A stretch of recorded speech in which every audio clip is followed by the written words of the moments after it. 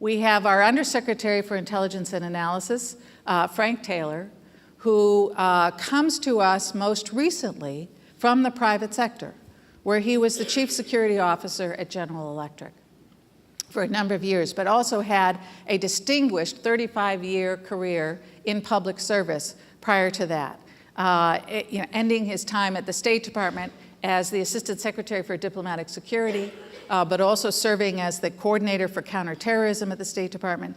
And that followed a distinguished 31-year career in the Air Force, ending as Brigadier General. So I always am debating to call him General Taylor or Ambassador Taylor. He responds to either one, but also Frank. But we're really, really pleased to have you here, and we're going to give you an opportunity to expand on the Secretary's threat briefing, when we get started here.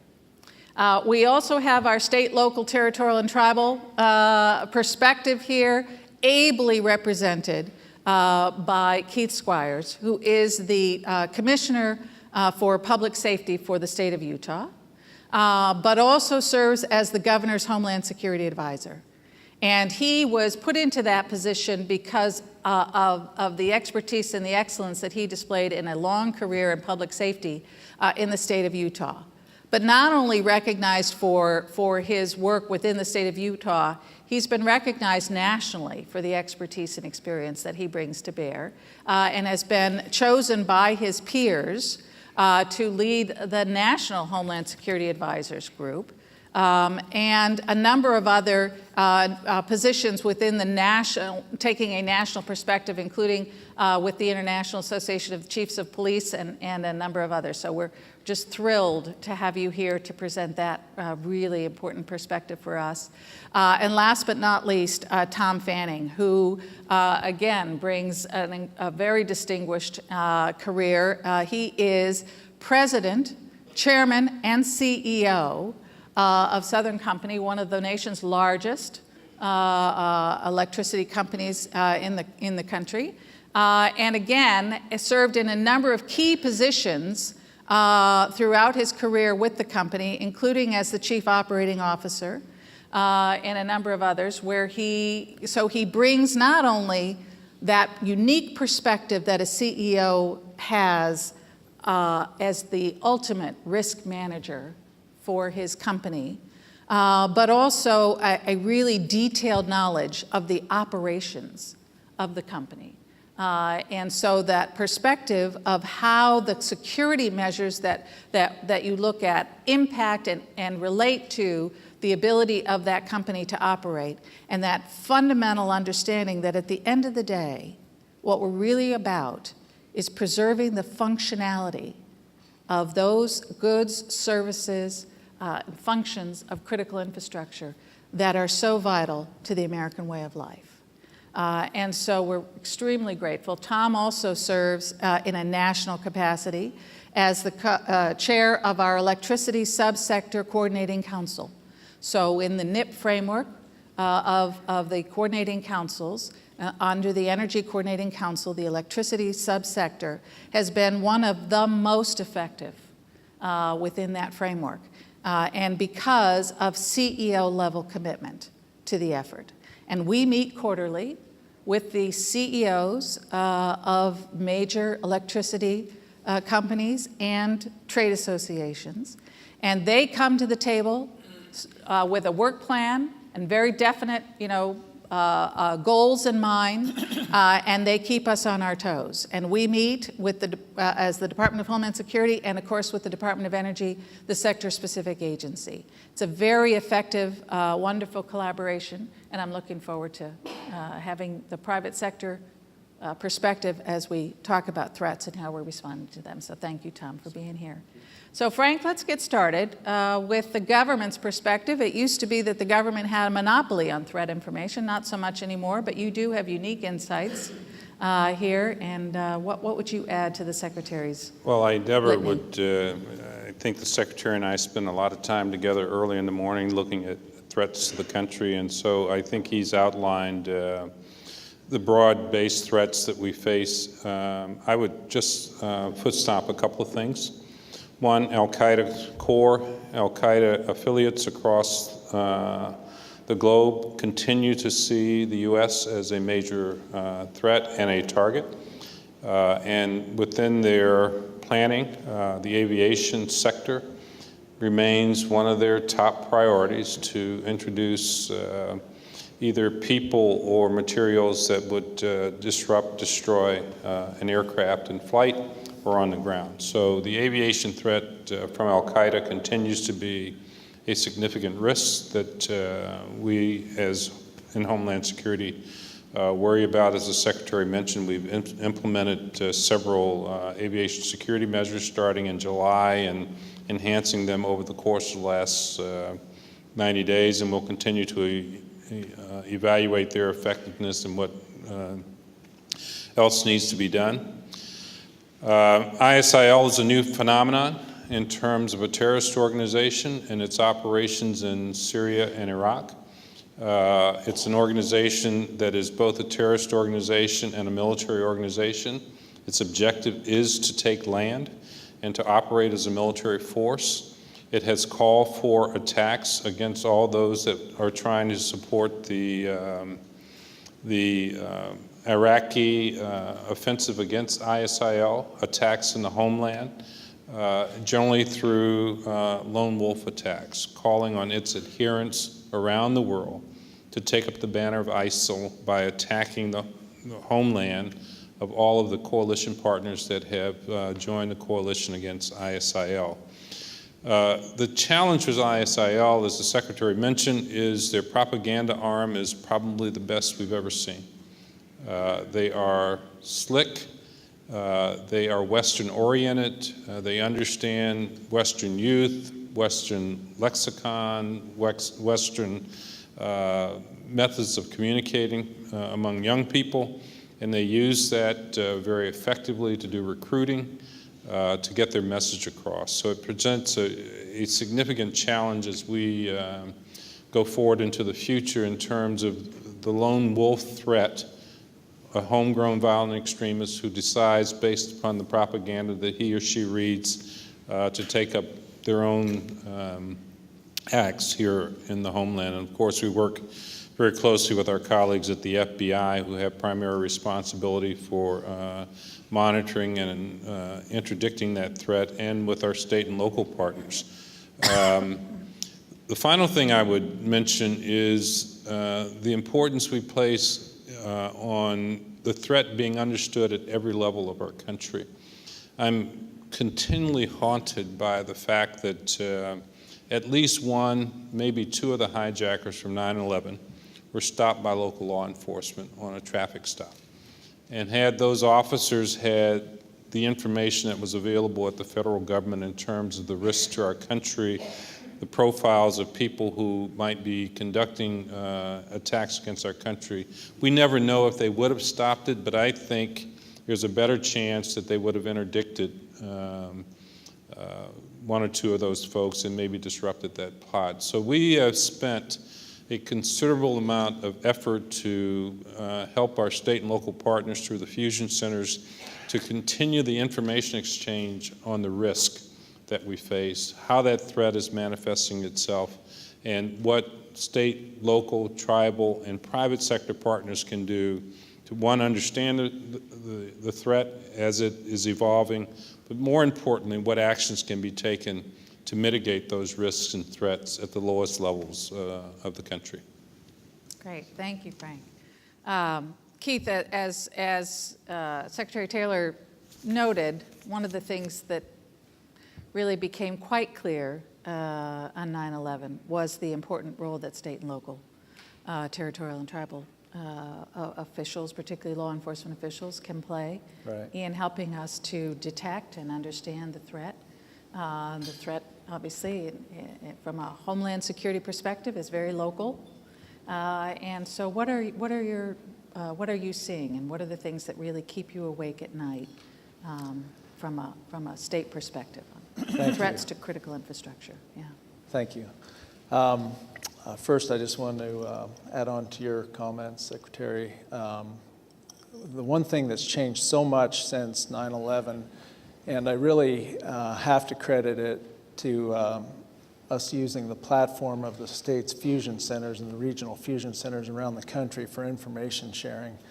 You know, my law enforcement career started over 26 years ago, and despite all the advances in technology and everything else that's happened during that time span, we still had law enforcement agencies that are right next to each other in jurisdiction, but we're not sharing information effectively between them, and much less with their federal partners and the states. So what we've seen now by using that platform, and in our case in Utah, you have intelligence liaison officers which are trained and are tied into that fusion center where the DHS intelligence and analysis officer is, where our CIP infrastructure protection officers work.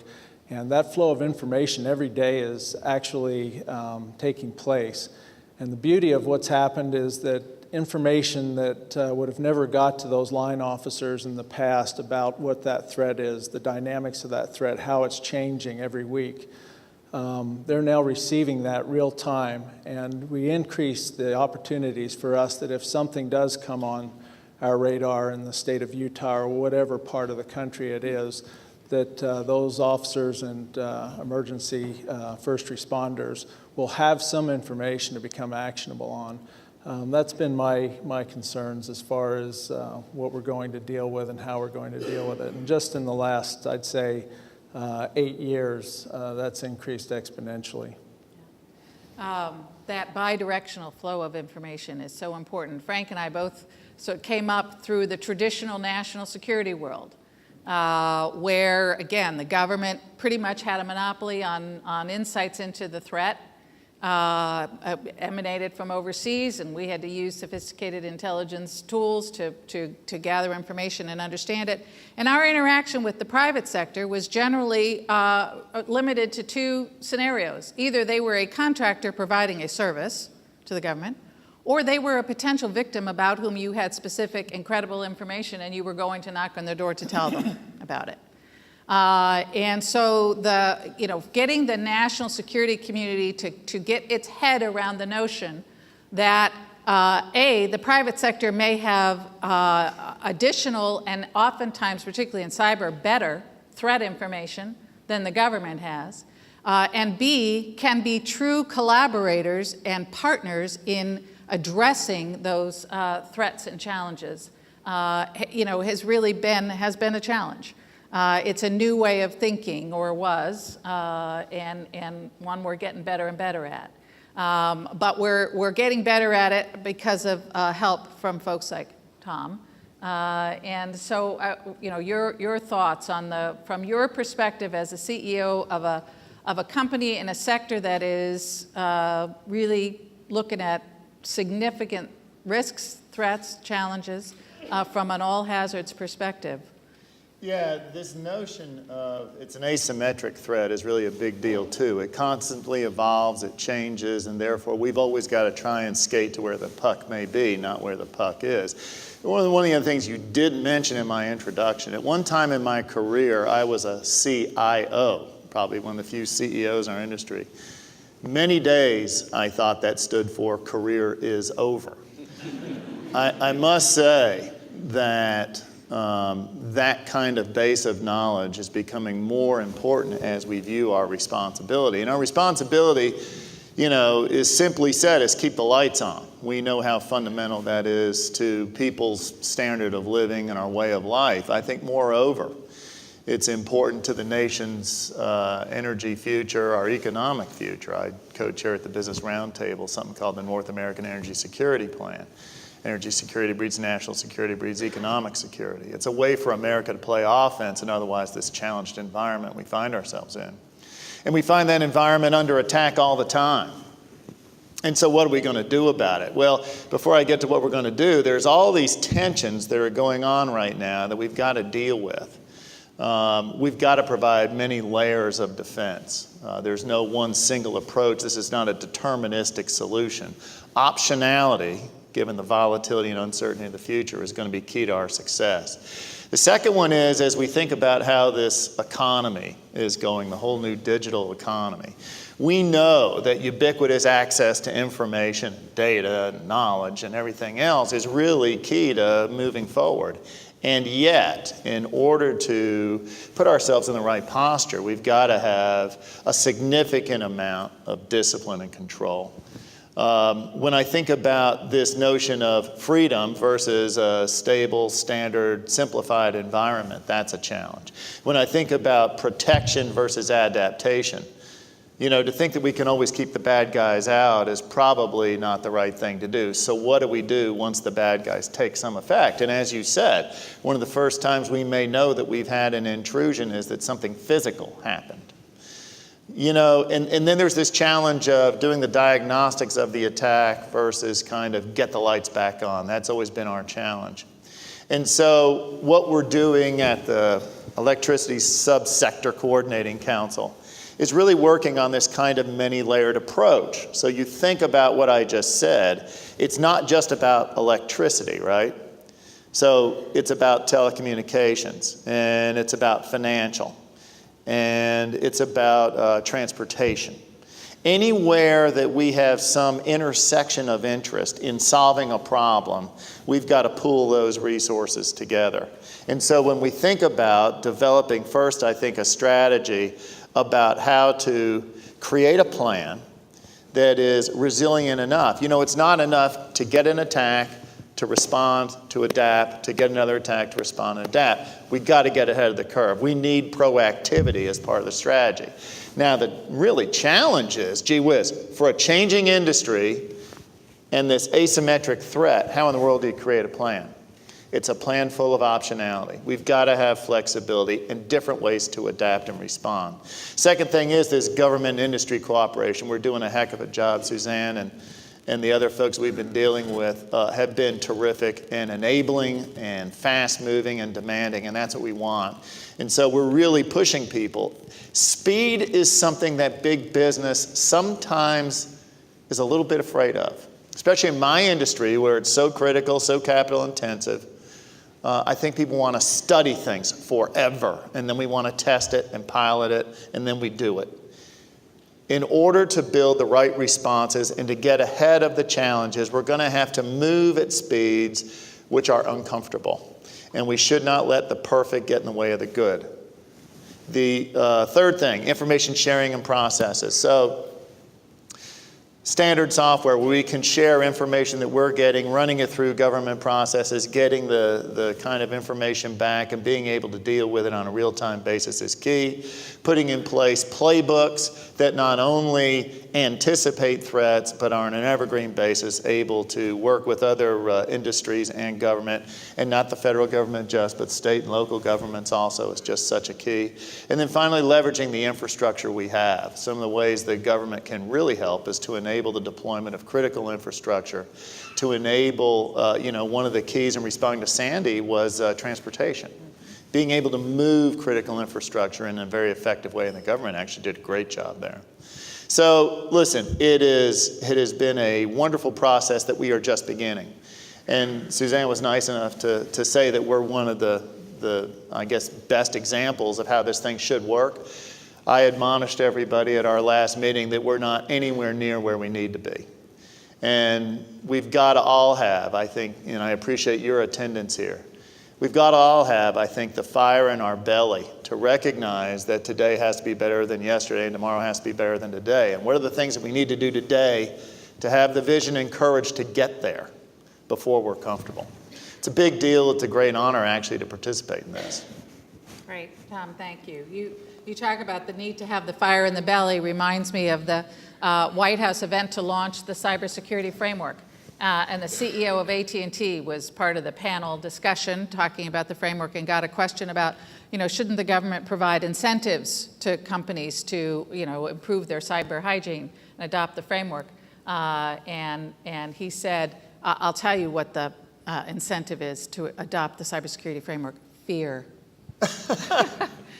Those who have been in that position to have an understanding of the risks, and the implications for their business, bottom line, but also the implications for national security, economic security, and public health and safety of a disruption of critical infrastructure, have a bit of that sense of urgency that isn't quite as widespread throughout the public, but it is something that we find increasingly the CEOs that we're interacting with really do have that sense of urgency, that fire in the belly, as you put it. And I think this is natural for our industry too, because people have this deep, almost genetic belief that communities have to be better off because we're there, that we provide something so fundamental to somebody to live in a nice place and have a good food on the table and medical care and education. We've got to succeed. That's why people are in our industry, right? And so getting the lights on, providing a resilient kind of operating environment, especially given all these threats, is an enormous obligation. Yeah. You talked about the need to be adaptable, and the need for speed, and that big corporations maybe have some challenges in that regard. The government, of course, is terrific at that. We're really light on our feet. So it is a challenge. No, it is absolutely. something that we've had to really work hard to bring to bear. And I will say that with regard to the speed of our response, one of the most rapidly evolving threat areas, of course, is cyber, where we need to get faster and better all the time. And I will just put in a plug for the development that DHS spearheaded in the structured language and information exchange STIX and TAXI standards, which allow for the transmittal of indicator and threat information ultimately down from months. We've gotten it down to hours, we've got it down to weeks, we've gotten it down to hours, we want to get it down to milliseconds. And that requires that machine-to-machine speed.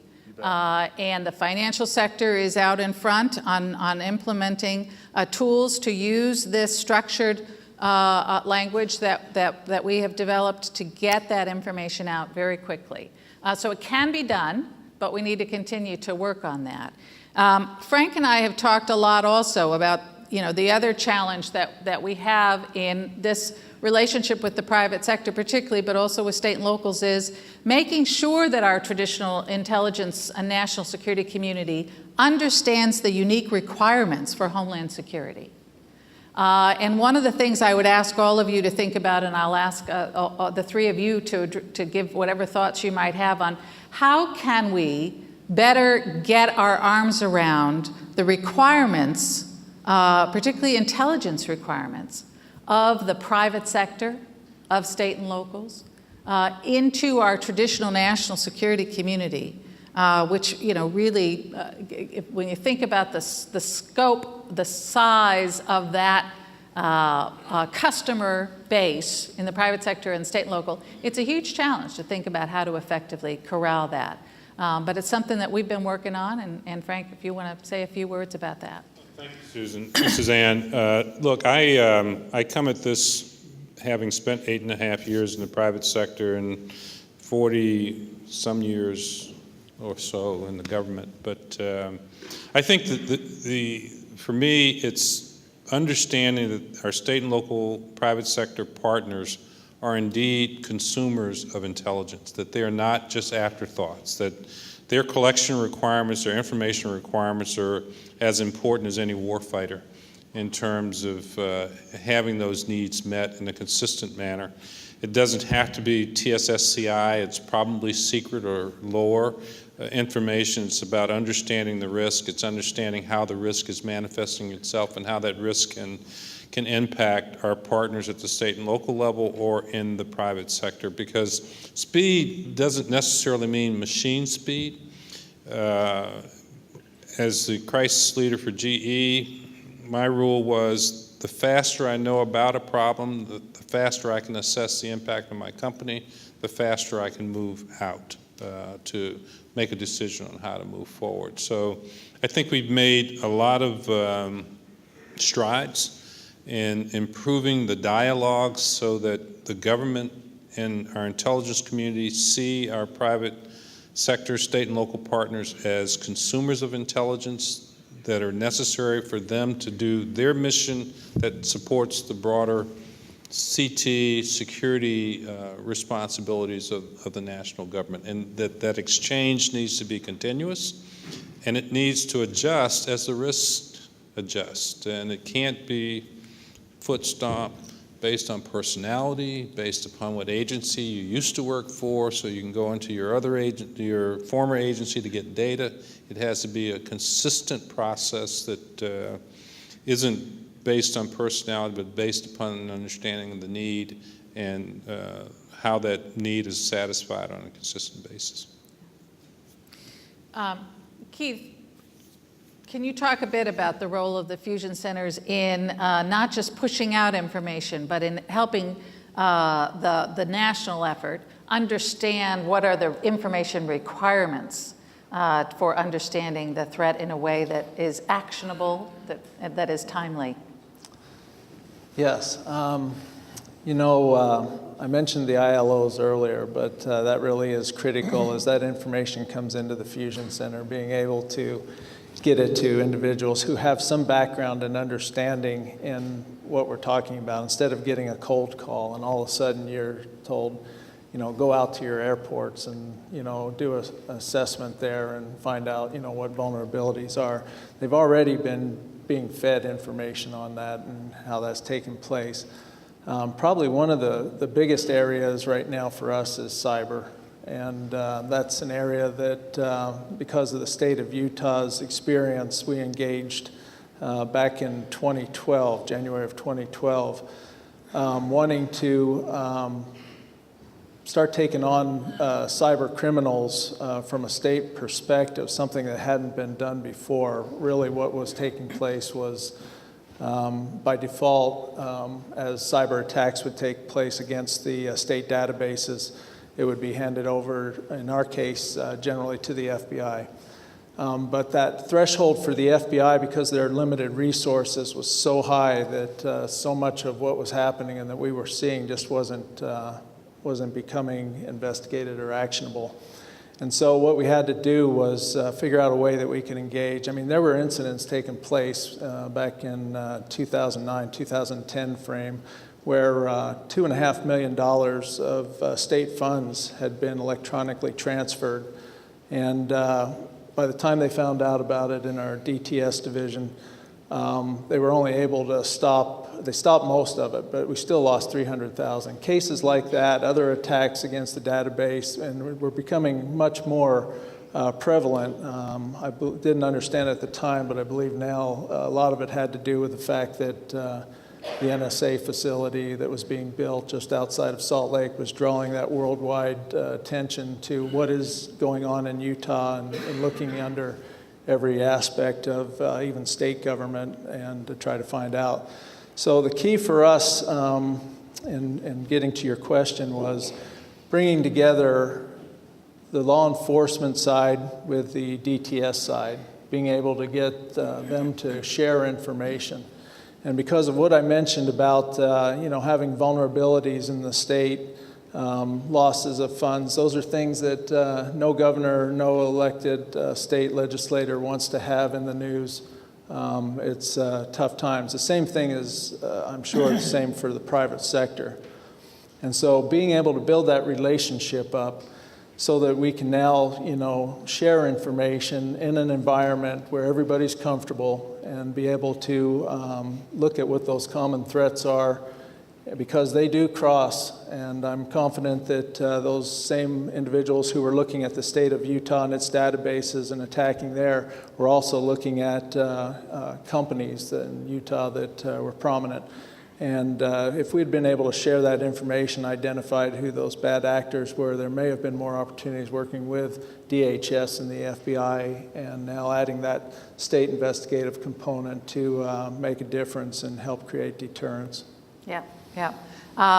It's the story you tell about realizing that some of what you were seeing in cyber was explained perhaps by the development of this facility nearby is just another example of the reason we have to be looking more broadly. We We cannot just be looking at zeros and ones, even to understand the cyber threat, right? We have to have broad situational awareness to help us understand where to look, but also how to interpret what we're seeing.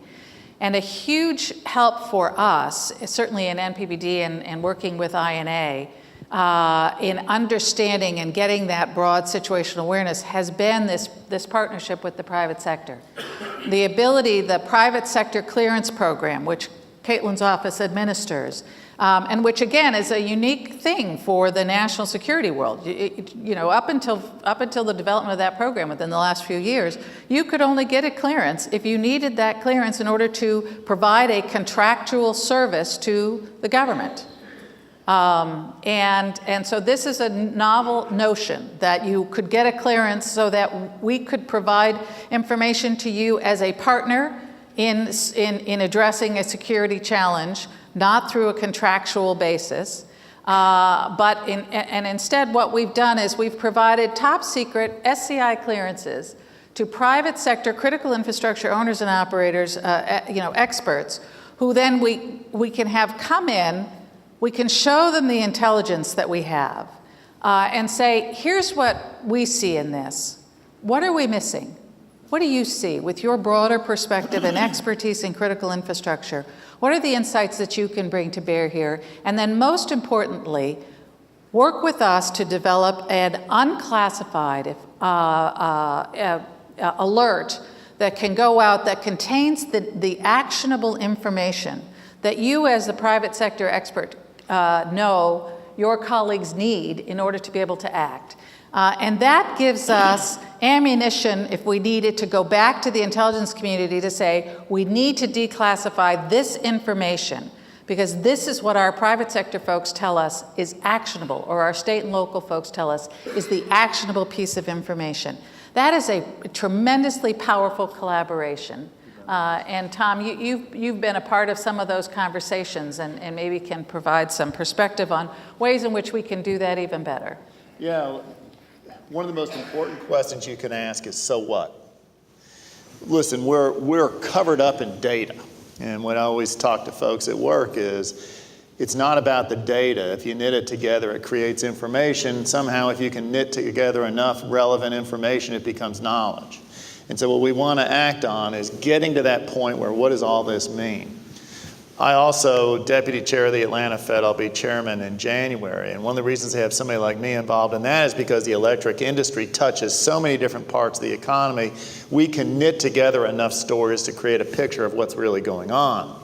Likewise, from this standpoint, the threat environment, whether it is cyber or physical, and I swear you cannot separate those two, they are joined. And then when you consider telecom, transportation, financial, you name it, what we've got to do is work very closely with our cross-industry peers, with government, to have a continuous feedback loop of information so that we can assess the anomalies. What you're looking for is something out of the ordinary. And what does that mean? This other idea of taking classified information and making it actionable is so key. I was very happy to test out some of the things that we've been able to do. When Suzanne mentioned kind of private sector work and all that, we've included in with our structure the trade associations. So with me on the Electricity Subsector Coordinating Council, we have a number of CEOs. I don't know, we got about maybe 20, I don't know, something like that. But then we have other key members of the trade association. So if we develop strategies or actionable information, somehow we've got to get that out. It happens in two different ways. At a kind of an operating level, through the electricity sector anyway, it goes through FERC, Federal Energy Regulatory Commission, then NERC, which has the reliability responsibility, and within NERC, ESISAC, which is getting the information and sending it out to operational level people.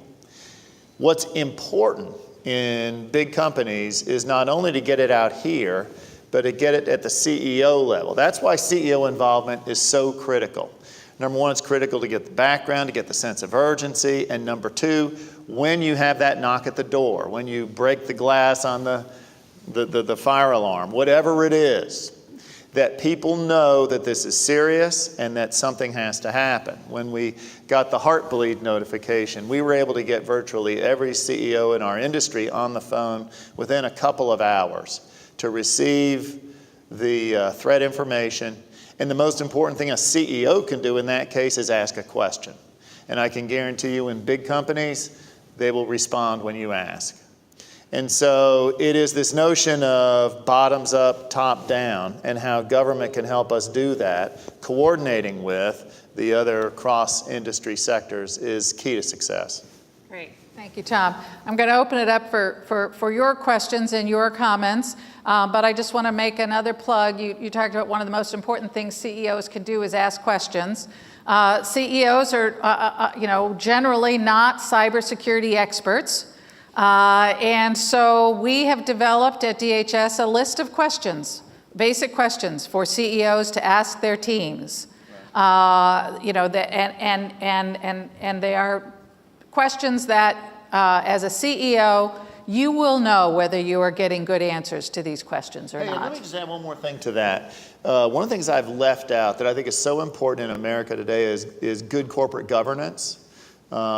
Every board should have this as an imperative to essentially understand what the exposures are, what the vulnerabilities are, what the adaptive measures are in response to a threat that persists. So good corporate governance, I think, is going to be something that's going to be key. So now you're going to get involved a whole different set of people. But I think it will bring the right dynamic to bear. Yep, and we've been in discussions with NACD over the last couple of days. They've been here meeting, and this I think one of the most valuable parts of the cybersecurity framework, I know all of you have read it, is not so much the list of best practices and standards, which is useful, but was out there, it already existed. What I think is most useful is the taxonomy. It's the 5 categories that the framework has you look at to see where you are with regard to identifying risks and detecting and protecting and responding and recovering. But also there's a whole recommendation about how to instantiate this in your company, and it starts with a board meeting. Yeah. And so one of the things that we're doing to try to help small and medium-sized businesses particularly is here's what the agenda for that board meeting would look like. Here's what you ought to be doing as you call that board together, and then they provide the guidance to your management team, who provides the guidance to the technical team and demands the feedback loop back up. You can't let this become a project. This has to be a sustaining activity, and putting different forcing mechanisms into place will help that. And just one other comment I should make. Southern Company's been through an Olympics. Other early adopters in our industry have been through things like the Super Bowl in New York and a variety of other big things. So big things, I think, help people crystallize what the threats may be. It is everybody's responsibility, and somehow you got to get this as a cultural value, that it's not the chief information security officer, or it's not even just the CEO. Everybody has the ability to deliver or have an impact on a company's resilience to a threat. And so what we've got to do is drive into our corporate cultures, the people that really turn the wrenches and make things work, that it's their responsibility to raise the issues and act when things don't smell right. Excellent. Outstanding. All right. So questions, comments? Yes? I'd like to challenge the comment about fear and if you think about think about Home Depot, Target. When's the last time you went by one of those stores after they got hacked and didn't see the parking lot's full? I think people are too inconvenienced by fear. So we have a big challenge. I talk about it all the time, complacency and denial. Denial is deep-rooted. And if we think that people are going to be afraid to do it, they're going to go out and do it again. And the same holds true for the corporate culture, the people that are working. They're our first line of defense as well. And they're really not scared. They're scared of big things happening, things that they can feel that are personal to them. And if they've been through something before, they're scared. But if they haven't been, denial is just the thing that's going to take over, and that's going to be our big challenge. We can't even, you think about hurricanes and tornadoes and people that have been through those, we have a hard enough time getting them to still be prepared.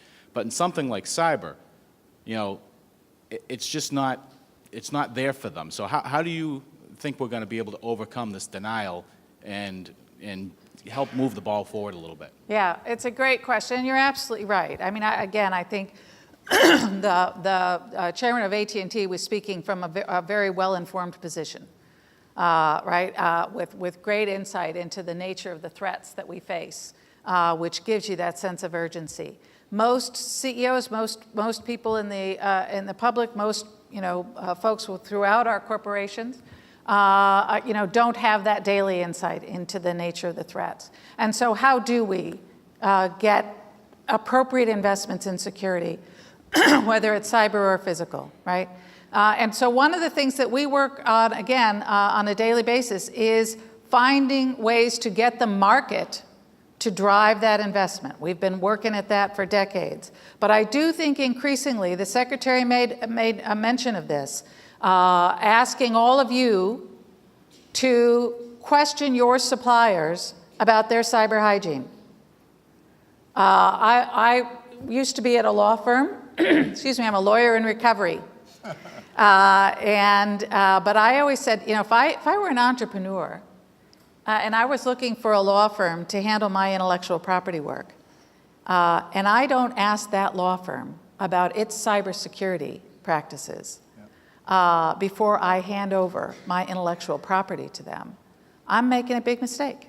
I just got back from Silicon Valley a couple weeks ago where I was talking with venture capitalists and saying the same thing. If you're investing in a company and you're not assuring yourself that they have appropriate cybersecurity, cyber hygiene, you're paying a lot of money for intellectual property that is going out the back door. Yeah.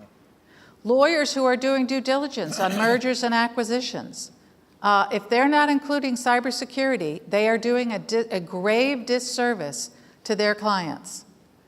Increasingly, we're recognizing, and the Target case is a prime example, that it's not enough to have good cybersecurity and hygiene ourselves. We are interacting on a daily basis with all kinds of vendors, customers, partners, and if we're not pushing them to also have and ensuring that we're only networking and connecting with people who also have good cyber hygiene, we are opening ourselves up to a huge vulnerability. So I am confident that the more we talk about this, the more we can get, the market will drive this. What do you think? There's no question about it. Look, Southern Company's leading the renaissance of nuclear in America by building a nuclear plant. If you don't think I have my eye on cyber security around a nuclear plant, and when we talk about kind of motivators for acting, fear is one. So is opportunity, so is dedication, so is whatever. All of those are relevant. It is a pervasive activity. And so when we think about now kind of how the economy is being digitized and the importance of electricity, when we think about kind of how the supply chains of the world are being visited on the United States, these are all things that are interrelated, and we've got to take advantage of kind of our ability to instill the proper hygiene, if you will. It's something we talk about all the time. Right.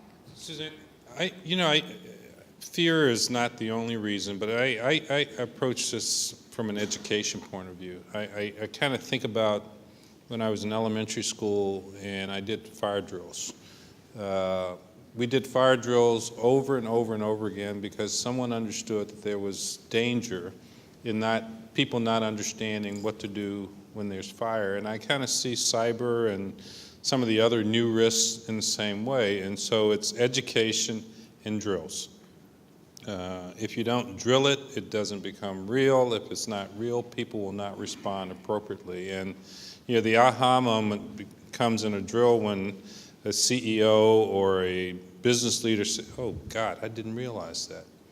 Then it's not just fear, it's education, drive, "Oh my God, I got to do something because I didn't understand that risk." And so fear is a part of it, but it's also about education and how you approach the teaching of these risks to business leaders, state and government leaders, local leaders, so that they better understand how that's manifested in their environment and the threat that it presents to them and to whatever the enterprise is they're trying to lead. Let me just underline what the General said. We've drilled a lot now. We had Grid X2, was really important in our industry. But one of the things that drills give you is information and knowledge. Psychologists would call it a scotoma, right? You can drive down a road and you'll pass this house every time on the way to work, and it's got a red door. And if somebody asks you what color is the door on that house, you would not be able to tell them. You see it every day, but you really don't see it. The threats that we're talking about here are very similar to that. A, they're not on the front page. You don't always see them all the time. And when things invariably happen in companies are loath to talk about them because it shows vulnerability. And the last thing I want to show is vulnerability. So being able to drill, being able to create exercises where we learn and identify our scotomas or mental blind spots to the threats really do serve the public good. And so we've got to continue that effort. It's a really important issue. Yes. And let me just, while you're getting the microphone, emphasize that and reiterate what the Secretary said, which is, we are actually, although I referenced the AT&T CEO's comment about fear being a good motivator, we are, as has been said, it's very important to follow that up with good information about steps people can take. Sure. And because fear by itself can be paralyzing instead of motivating. And that's something we have to really make sure that we guard against. Yeah. Yeah, I want to thank the panel for their comments. Bob McCrate, Penn State University. Just wanted to ask you a two-part question. That's every conference's worst fear. But part one has to do with, and you've mentioned this already, talking about the value of exercises, talking about the value of due diligence. My question has to do with this idea of a template that cuts across the cybercrime area and the national security area. Getting alignment between DOD and DHS on what an attack constitutes. Getting both a legal enforceable definition and one that has some teeth in it, that on the criminal side results in punishment, and on the national security side digs deeply into the economic warfare doctrine that we've established over the last 50 years. That's part one. Part two is I work a lot with healthcare people, hospitals, and with biological warfare issues, and there's a lot of similarities here in the sense that I'm wondering about the surveillance end of this as well as this forensics end of this. Do you feel like we have an adequate national template for surveillance and an adequate national template for forensics? Thank you. Anybody want to? Well, go ahead. Go ahead. No, you do it. Go ahead. We're at the point, just to give a quick background, we started on a pilot project with the FBI in August of 2013. And that project, I give a lot of credit there. As we started into that, one of the first things they said is you need to use whatever agencies or resources are available to you. The FBI said reach out to DHS however you would naturally do so. But also the National Guard was something that for us we needed to connect with too. So now we're into that phase of that project where we're actually looking at the Kansas model, what they've been doing with their fusion center there as far as having the private sector actually as part of their team in cybercrimes enforcement.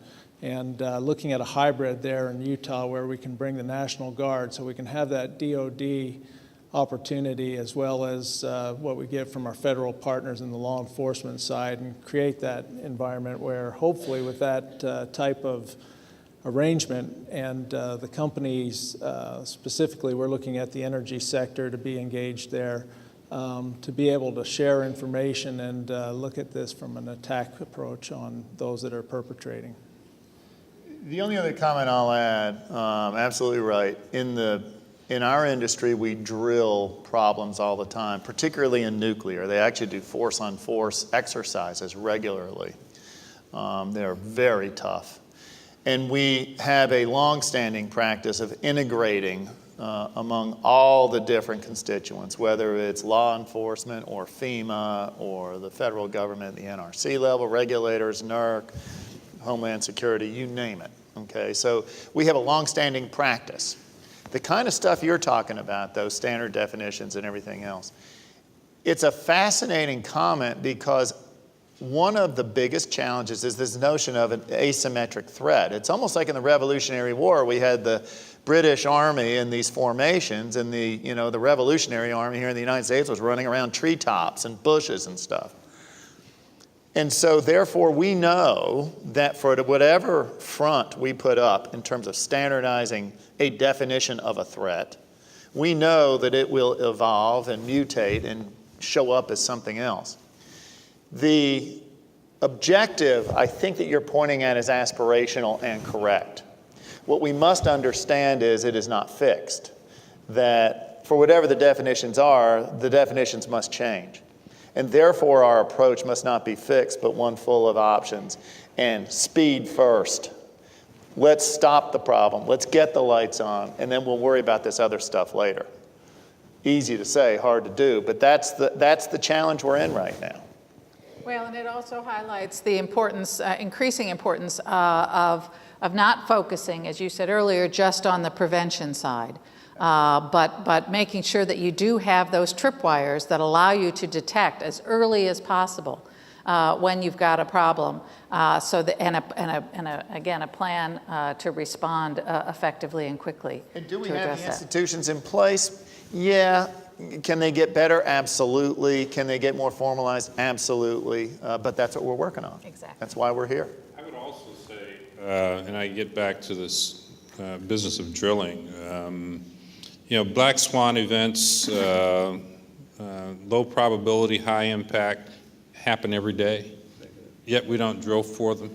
And so our surveillance has to be broad enough to understand that the risks we face are not just the things we think are behind the door, but the things behind 3 doors that could come at us in a different way. And maybe in looking at scenarios of things that people never thought would happen, like a blowout preventer in the Gulf of Mexico spewing oil for 3 weeks, and what impact that has on industry, environment, and that sort of thing, might give you insights into whether your surveillance is what it needs to be, and how you can broaden that aperture to look at the kind of issues that impact you. Well, Assistant Secretary Durkovich talked about the importance of your feedback and the way in which they've incorporated the things they've heard from previous feedback. One of the most often heard comments on these programs previously has been a desire for longer breaks, for more opportunities for networking. And I've always thought that one of the most valuable components of bringing a bunch of really smart, dedicated folks together like yourselves is that opportunity for networking, for you to be able to talk to each other. So we're going to try to be respectful of the agenda here, though we could continue this conversation for a lot longer. But I hope you will join me in thanking our distinguished panelists for what I think was a great conversation.